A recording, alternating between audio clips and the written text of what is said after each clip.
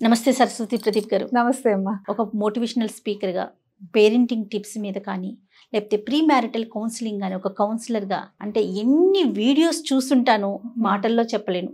మీవి ప్రదీప్ గారివి కూడాను. నాకు మీతో పేరెంటింగ్ మీద కొన్ని టాపిక్స్ మాట్లాడాలి, డిస్కస్ చేయాలి, కొన్ని ప్రజలకి సుమన్ టీవీ ప్రేక్షకులకు అందించాలనే ఉద్దేశంతోనే నేను ఈ ఎపిసోడ్ స్టార్ట్ చేస్తున్నానండి. తప్పకుండా. పిల్లల విషయం తీసుకుంటే మేడం, నో అనే దాన్ని యాక్సెప్ట్ చేయలేకపోతున్నారు. ఎందుకు అంటే నా నాలెడ్జ్ ప్రకారం వాళ్ళు అడగక ముందే అన్ని కాళ్ళ దగ్గర తీసుకొచ్చి పెట్టేస్తున్నాం. అలా తీసుకోవటం అలవాటు అయిపోయిన పిల్లలకి ఎప్పుడైనా ఒక్కసారి ఏదైనా నో అంటే దాన్ని అసలు రిసీవ్ చేసుకోలేకపోతున్నారు. అది కరెక్ట్. ఇప్పుడు ఎట్లా అయ్యారంటే ఒక 10th వరకు మన చేతుల్లో ఉంటున్నారు, తర్వాత ప్రపంచంలోకి వెళ్ళిపోతున్నారు. కాలేజీలని, హాస్టల్స్ అని, జాబ్స్ అని, లేదా నెక్స్ట్ పెళ్లి. అవును, అలాంటి చోట చాలా ఇష్యూ అయిపోతుంది కదా. మనం ఇది ఎంతవరకు నేర్పించాలి? నో అనేది అసలు ఎప్పటి నుంచి అలవాటు చేయాలి పిల్లలకి? నో అంటే నో అని, నో అంటే నోనే అని. మామూలుగా అయితే ఫస్ట్ అన్నం పెడుతున్నప్పుడు వాడి నోట్లోంచి వచ్చే ఫస్ట్ పదమే నో, వద్దు వద్దు నో అని. అది మనం నో అన్నప్పుడు వాడు ఎట్లా తీసుకుంటాడు అనేది మనకి ఇప్పుడు తెలుసుకోవాలి. యాక్చువల్గా ఏమవుతుందంటే ఇది మానవ నైజం. నేను పడ్డాను కష్టం, నా పిల్లలు పడకూడదు అని ప్రతి తల్లిదండ్రులు అనుకుంటారు. పేరెంట్స్ అనేవాళ్ళు, నా చిన్నప్పుడు నేను ఈ కష్టం పడ్డాను, నేను ఆ షూ కొనుక్కోవాలనుకున్నాను, నేను కొనుక్కోలేకపోయాను, నేను ఆ డ్రెస్ వేసుకోవాలనుకున్నాను, వేసుకోలేకపోయాను, నా పిల్లలకి చెయ్యాలి అని ఒక తపన ఉంటుంది. అది సర్వసాధారణం. In the process of that, ఆ కోరిక, ఆ డిజైర్, వాళ్ళకి అటువంటి ఒక ఆశల్లో ఇలాంటి పరిస్థితులు ఉద్భవిస్తున్నాయని అనిపిస్తుంది. ఒకప్పుడు జాయింట్ ఫ్యామిలీస్లో పిల్లలు ఒకళ్ళని చూసి ఒకళ్ళు అడ్జస్ట్ అయిపోవటం, పెద్దవాళ్ళది రెండో వాళ్ళు వేసుకోవటం, రెండో వాళ్ళు మూడో వాళ్ళు వేసుకోవడం, ఇలాంటివి ఉండేవి ఒకప్పుడు. అలాగే అడ్జస్ట్ అయిపోవడం, మన దగ్గర చక్కగా వాళ్ళు కూర్చుని వాళ్ళు అంతలోనే ఆలోచించేవాళ్ళు, ఎక్స్ట్రా ఆలోచించేవాళ్ళు కాదు. ఇది మన జీవన విధానం, ఇది మన లిమిట్స్ అనేసి. రాను న్యూక్లియర్ ఫ్యామిలీస్ అయిపోయాయి. న్యూక్లియర్ ఫ్యామిలీస్లో కూడా ఏంటి, ఒక 2-3 పిల్లలు ఉన్నారు అనుకోండి, అన్న, అక్క, తమ్ముడు, చెల్లి, షేరింగ్ వచ్చేది వాళ్ళ మధ్య. అన్నం చూసి తమ్ముడిని చూసి ఒక చెల్లి, అలాగా వాళ్ళల్లో వాళ్ళు అడ్జస్ట్ అయిపోవడం కానీ ఓకే అనే ఒక నేచర్ ఉండేది.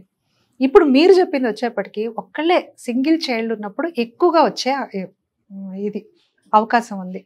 వాళ్ళు ఏదన్నా అడగగానే వీళ్ళకే ఫస్ట్ నచ్చేస్తుంది తల్లిదండ్రులకి, రే ఇది బాగుందని కొనియడం. వాడికి అడగాలి, ఇది అవసరము, ఇది అవసరం లేదు అనే ఒక డిఫరెన్షియేషన్ కూడా రావట్లేదు. నెసెసిటీకి వాంట్స్కి డిఫరెన్స్ ఉంటుంది. ఏది అవసరము, ఏది కోరిక. ఇది ఉంటే బాగుంటుంది అనుకోవడం అనేది ఒక వాంట్, కానీ అసలు ఇది అవసరం, ఇది మనకి, ఇది లేకపోతే ఎలాగా అనేది ఒక నెసెసిటీ. సో ఈ రెండింటి మధ్య కూడా వాళ్ళకి డిఫరెన్సియేషన్ తెలియట్లా. తల్లిదండ్రులు వాళ్ళే ఎక్కువగా ఈ ఆన్లైన్ షాపింగ్లకు అలవాటు పడిపోయో, లేకపోతే కొత్త లైఫ్ స్టైల్స్కి అలవాటు పడిపోయి ఎక్కువ సంపాదన, వాళ్ళకి ఒక ఎక్కువ కుషన్ ఉంది కదా ఖర్చు పెట్టుకోవడానికి. సో ఇవన్నీ కూడా మ్యాటర్స్ ద మోస్ట్. ఏమవుతుందంటే పిల్లవాడికి వీళ్ళకి నచ్చి వీళ్ళు తీసుకొచ్చి ఇచ్చేయడము, వీడికి ఏదో ఒక రకమైన షూ వీళ్ళు కొంటారు, వాడికి ఇష్టమైంది ఏదో ఒకటి ఇంకొకటి కొంటారు, 3-4 అవసరానికి మించిన జతలు, వాడికి మళ్ళీ అడగాలన్న అవకాశం కూడా లేకుండా. ఎప్పుడైనా ఇదే పరిస్థితిలో కొంచెం మీరు అన్నారు కదా, ఒక్కసారిగా రియలైజ్ అయిపోయో, నిజంగానే ఆ రోజున జేబులో డబ్బులు లేకపోతేనో, నిజంగానే ఆ రోజు కొనే అవకాశం టైం లేకపోతేనో, ఇవాళ కాదమ్మా అని చెప్పడానికి కూడా లేదు. నో, వాళ్ళు దే కాంట్ యాక్సెప్ట్ ఇట్. ఎందుకంటే వాళ్ళకి అసలు ఆ తేడా తెలియలేదుగా, వాళ్ళకి అసలు లేకపోవడం అనే ఒక ఇది తెలియలేదు పిల్లలకి. ఎప్పుడూ అబండెన్స్లో ఉండడమే తప్ప ఇది అవసరం, ఇలాంటి అవసరాలు ఉంటాయి, మనకన్నా అండర్ ప్రివిలేజ్డ్ వాళ్ళు ఉన్నారు, వాళ్ళు షూ కాదు కదా చెప్పులు కూడా కొనుక్కోలేని స్థితిలో ఉన్నారు అనే ఒక అవగాహన లేకపోవడం వల్ల వీళ్ళకి ఇక్కడికి తీసుకోలేకపోతున్నారు. చిన్నప్పటి నుంచి కూడా నేనేది పిల్లల్ని కష్టపెట్టమని చెప్పట్లేదు, కానీ కష్టం తెలిసేలా పెంచండి అని చెప్తున్నాను. రైట్, చాలా తేడా ఉందమ్మా. ఏసీ రూమ్స్లో పెరుగుతారు, ఇంట్లో ఏసీ రూమ్, కార్లో ఏసీ, స్కూల్కి వెళ్తే సెంట్రలైజ్డ్ ఏసీ, మొత్తంగా ఏసీలో వెళ్ళొస్తాడు పిల్లవాడు, వాడు ఎండ కన్నెరగడు. అలా పెంచుకోవడం తల్లిదండ్రులకు కూడా ఇష్టమే. కానీ ఇమాజిన్ ఒకరోజు ఎప్పుడో ఎర్రటి ఎండలో కారు టైర్ ఫ్లాట్ అయింది, కాసేపు కాస్త వెయిట్ చేయాల్సి వచ్చింది, వాడు కూర్చోగలడా? అసలు బయట దిగగలడా? హిస్ నాట్ యూస్ టు కదా ఆ కైండ్ ఆఫ్ లివింగ్ కి. కష్టపెట్టమనట్లా, అట్లీస్ట్ ఎప్పుడన్నా ఒకసారి బాబు ఇలా ఉంటుంది లైఫ్, పక్కన లేని వాళ్ళకి ఇలా ఉంటుంది, ఉన్న వాళ్ళకి ఇలా ఉంటుంది అనేది ఒక ఎక్స్పోజర్ తల్లిదండ్రులే ఇవ్వాలి ఫస్ట్. అది చూపించిన రోజున నాన్న మన దగ్గర ఈ రోజు డబ్బు లేదు, నిన్న ఉంది కొనిపెట్టా, ఈ రోజు లేదు, నువ్వు ఈ రోజు వెయిట్ చేసావంటే రేపటి రోజున మళ్ళీ మనకు వస్తుంది. ఇలాంటివి సిచ్యువేషన్స్ పిల్లలు కూడా ఏం అంత తెలియకుండా ఏం లేరండి. ఇదివరకు రోజుల్లో అమ్మ అటెళ్లకు మా అమ్మాయికి చెప్పేవాళ్ళం మేము, నాన్న నేను వస్తాను వెంటబడేది వాళ్ళ నాన్నతోనే ఏదైనా ఊరికి.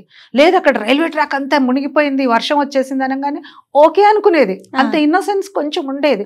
నువ్వెలా వెళ్తున్నావు అని అడగలా. ఇప్పుడు పిల్లలకి అలాంటిది లేదు కదా. వాళ్ళకి వాళ్ళ లాజిక్ కానీ, వాళ్ళ అనాలిసిస్ కానీ, వాళ్ళ జనరల్ నాలెడ్జ్ కానీ నెక్స్ట్ లెవెల్లో ఉంది. ఇప్పుడు మీరు చెప్పినట్లుగా వర్షం పడింది అనగానే గూగుల్ చేసేస్తున్నారు, ఎంత వర్షం పడింది, ఏ రేంజ్ లో ఉంది, మరి మీరు ఎలా వెళ్తారు, ఎన్ని క్వశ్చన్స్ వచ్చేస్తుంది కదండి. ఒక రకంగా వెల్కమింగే, సంతోషమే, కాదనట్లేదు. మరి అంత తెలివైన పిల్లలు ఉన్నప్పుడు వాళ్ళకి అనాలిసిస్ కూడా నేర్పించాలి. నాన్న ఇది ఇలా, ఇది రైట్, ఇది రాంగ్. ఉన్న వాళ్ళు ఉంటారు, లేని వాళ్ళు ఉంటారు. మన దగ్గరే ఒక రోజు డబ్బులు ఉంటాయి, ఒక రోజు ఉండవు. కరోనా లాంటి సిచ్యువేషన్స్ చూసొచ్చాము. ఇవన్నీ కూడా రియల్ లైఫ్ సిచ్యువేషన్స్ ని పిల్లల్ని మనమేం భయపడాల్సిన అవసరం లేదు. వాళ్ళకి చూపించి ఇలా ఉంటుంది, ఇలా ఉంటుంది అని చెప్తే అర్థం చేసుకు, పెద్దవాళ్ళ కన్నా ఇంకా ఎక్కువ పిల్లల్లో అర్థం చేసుకునే తత్వం. వాళ్ళు మైనల్ లాంటి వాళ్ళండి. మనం ఎలా మలిస్తే అలా ఇప్పటికి కూడా మీరు చూడండి ఎంతమంది పిల్లలు ఎక్సెల్ అయిన వాళ్ళు, 4 ఏళ్లకే వరల్డ్ రికార్డ్స్ చేసిన వాళ్ళు ఉన్నారు కదా.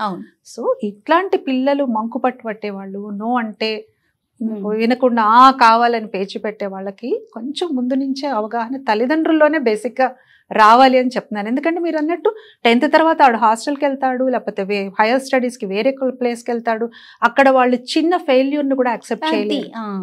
చిన్న ఇక్కడ వచ్చింది వీడు చేసిందే గొప్ప అనుకున్న దగ్గర నుంచి నువ్వు 3rd ప్లేస్ లో ఉన్నావు, 4th ప్లేస్ లో ఉన్నావు అన్నా కానీ కూడా తట్టుకోలేని స్థితిలోకి వస్తున్నారు. మీరు షో మొదట్లో ఒక మాట చెప్పారు, అక్క అంటే మనం ముందున్న వాళ్ళ దగ్గర నుంచి మనం వస్తువులు తీసుకునే.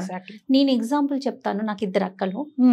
పెద్దక్క వాడింది రెండో అక్క వాడిన బ్యాగ్ నేను. అట్లా ప్రతిదీ షేరింగ్. అంటే పైనుంచి కింద దాకా ఆ షేరింగ్ అనే ఒక క్వాలిటీ తెలియకుండా ఆటోమేటిక్ గా జరిగిపోయేది. అక్కడ క్వశ్చన్స్ లేవు. అంతే. అక్కది నేను ఎందుకు వాడాలి, లేదా చెల్లిది నేను ఎందుకు వాడాలి అనే క్వశ్చన్ లేదు. తను వేసుకున్న బట్టలు తను టైట్ అయిపోతే నెక్స్ట్ నా తర్వాత మా పిన్ని పిల్లలు, పెద్ద, అట్లా కజిన్స్ కూడా ఫాలో అయ్యేది. కానీ అసలు ఇప్పుడు అసలు ఆ సిస్టమ్ ఎక్కడుందండి? మీరు అన్నట్టు ఒకళ్ళే ఉంటున్నారు, సింగిల్ చైల్డ్స్. వాళ్ళకి ఇంకా షేరింగ్ లేదు. వాళ్ళకి షేరింగ్ ఏంటి, వాళ్ళకి అబండెన్స్. ఒక జత దగ్గర 10 జతలు ఉంటున్నాయి. వాల్యూ తెలియట్లేదు. ముందుగానే అంటే అది అంటే మార్పు అనేది పేరెంట్స్ వైపు నుంచే రావాలంటే ఫస్ట్ పేరెంట్ నుంచే రావాలండి. పేరెంట్సే రావాలి. పేరెంట్స్ నుంచే. నా చిన్నప్పుడు నేను చేయలేకపోయాను, ఇప్పుడు వీడు కావాలి అనుకోవడం వరకు ఓకే, ఒప్పుకుంటాను. కానీ వాడు కూడా పరిపూర్ణంగా ఎదగాలి. ఇప్పుడు మీరు ఒక చిన్న ఎగ్జాంపుల్ చెప్తా అండి. సీతాకోకచిలుక ఎలా అయిందండి? మంచి ఎగ్జాంపుల్. అదెంత ప్యూపా దశ, ఎన్ని దశలు దాటుకుని స్ట్రగుల్ అయ్యి లోపల ఫ్లూయిడ్స్ అన్ని ఫామ్ చేసుకున్న తర్వాత ఎగిరింది. అయ్యో కష్టపడిపోతుందని ముందే కట్ చేస్తే అది ఇంకా జీవితాంతం ఎగరలేదు కదా. ఆ కథ అందరికీ తెలుసు. మరి అలాగే పిల్లలు కూడా అంతే. Let them have that strength in there wings.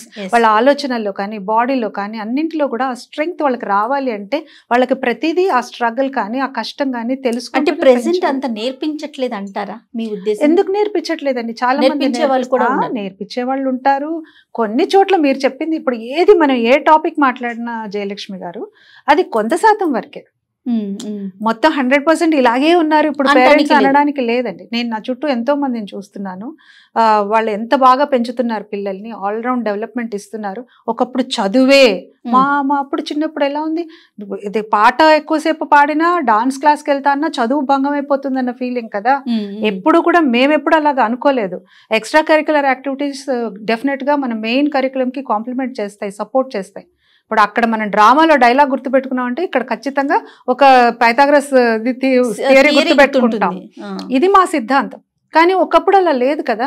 చదువుకోవాలి, నువ్వు పాటలు, నువ్వు యాక్టింగ్ అంటే నీకు ఇక్కడ చదువు, ర్యాంక్స్, డాక్టర్లు, ఇంజనీర్లు. కానీ ఇప్పుడు చాలా చేంజ్ వచ్చింది. అన్నిట్లో ఎంకరేజ్ చేస్తున్నారు పిల్లల్ని. తల్లిదండ్రులు టైం పెట్టుకుని వెళ్ళి వాళ్ళకి ప్రాక్టీసులకి తీసుకెళ్తున్నారు, క్లాసుల్లో చేర్పిస్తున్నారు. అందరిని అనటానికి లేదు, ఒక వర్గం వాళ్ళకే మనం మాట్లాడేది. అంతే డెఫినెట్ గా.